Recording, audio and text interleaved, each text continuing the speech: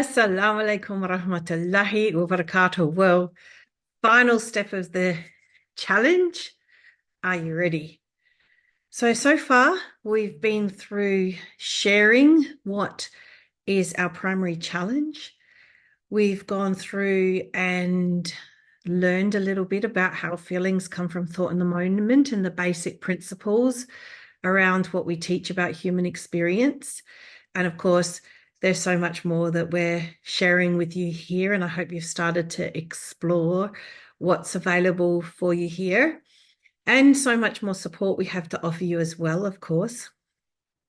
We've shown you some of the evidence to prove that it works and some of the statistics so that you can see that it is hopeful, and had you thinking about what you would like your life to look like. What would you like your experience of your life to feel like moving forward? And hopefully you're now at a point where you've done all the steps for steps 1, 2, and 3, and you're ready to take the last step, inshallah, in the challenge. Before I do that, I'm going to share a little bit about my story and how far I've come so you can see, number one, just how possible it is. And number two, just how much I understand how hard it can be. You see, there was a time over 2 decades ago now, subhanAllah, where I was at a state where I wanted to lie down, close my eyes, and never wake up again. It felt that bad. And I was physically very ill. I had pretty much emotionally shut down just because it was too painful otherwise. And I was spiritually hanging on from a thread. This was back in, I think, 2003. So, as I said, over 2 decades ago. SubhanAllah, I've been on a journey since then, a long journey of healing. In 2015, I came across this psychological understanding, which is named the Inside Out paradigm. We kind of call it the fitra-focused paradigm now because we kind of see it from a more Islamic perspective rather than just a simply psychological perspective. And that's what we teach it back to the fitra.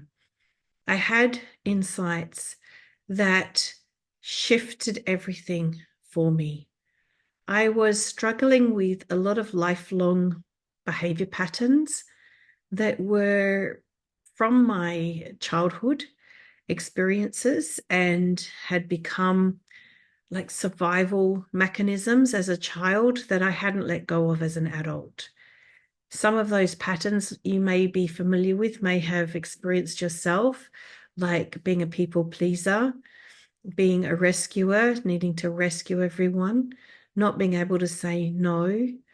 So part of the reason I had become so worn out physically, emotionally, and spiritually 20 years ago was because of those patterns and the fact that I married somebody who took advantage of those patterns and was, in fact, a fairly abusive person in all forms. And I was just drained.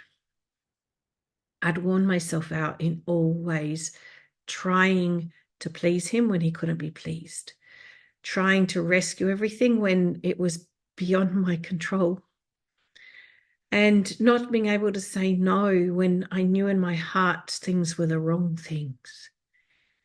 Alhamdulillah, the insights I had in May 2016, so quite a long time later, I'd been on quite a journey before I even found these answers. Everything shifted.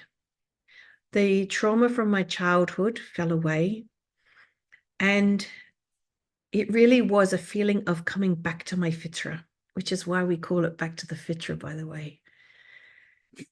I guess another way of explaining the experience of it was like I'd been wearing these glasses all my life that had distorted my vision. So, you know, when you put someone else's prescription glasses on and it makes everything blurry, it's like I was wearing someone else's prescription glasses And that suddenly I'd taken them off and everything was clear. And it was like, oh, so that's how it all looks. That's how it all works. So it's very possible for everybody. I'm not anyone special. It just came from immersing myself in this understanding, coming to understand how things really work in terms of our human experience, but particularly from an Islamic perspective, which is what we teach here at Back to the Fitra. And so this whole membership area that you're a part of is a part of our way of sharing it with the world to have as great an impact as we possibly can. Because each and every one of us, and there's now over 60, I think, mentors that have been certified through Back to the Fitra, all wish for others what we have found for ourselves.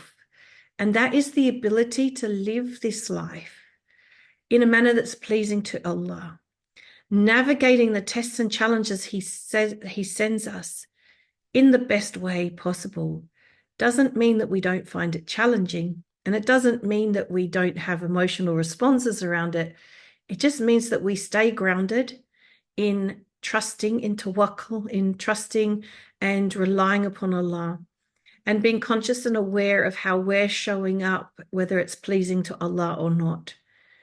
And just being able to do that means that we're able to navigate even some of the hardest tests and challenges. And this is possible for you too. This is what this life is about. It's a test, isn't it? And sometimes it just looks like there's no way out or it's impossible, but it's not. And we're here to guide you out, inshallah, back into the light from the darkness, or show you the light at the end of the tunnel and lead you to that light.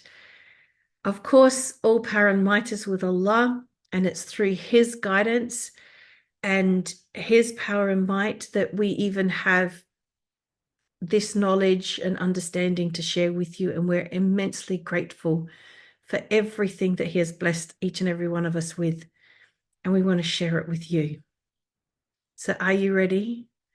Are you ready for the final step of the challenge? And are you ready to immerse yourself into the materials that are in this membership area for free?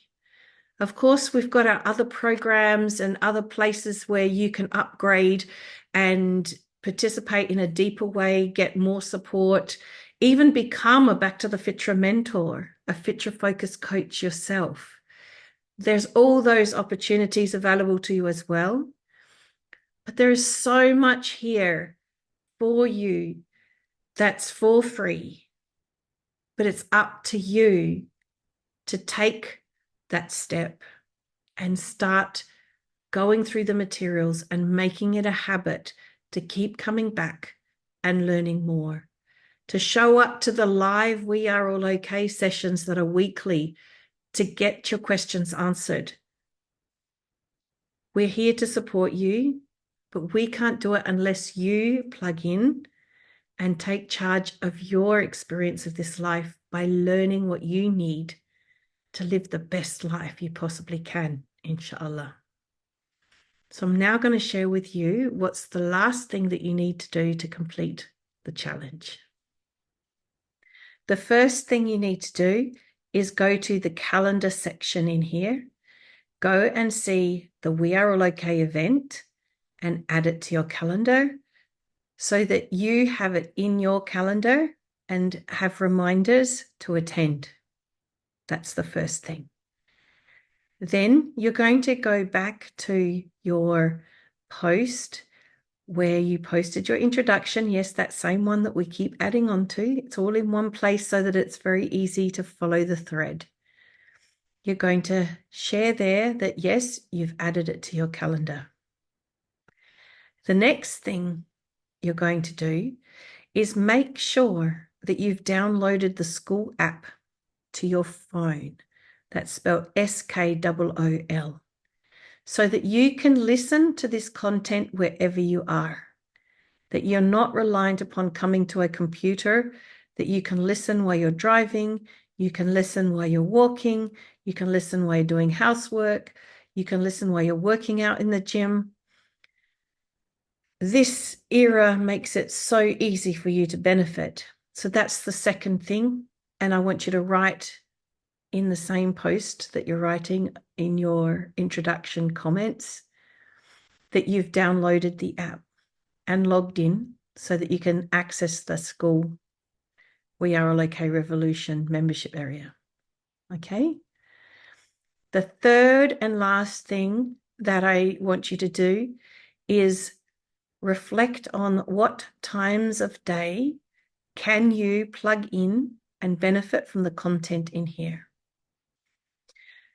So think about it. You'll think about your week. When are the right times for you to have uninterrupted time to just listen and benefit? There's nothing for you to do. There's no homework. It's just about listening and reflecting.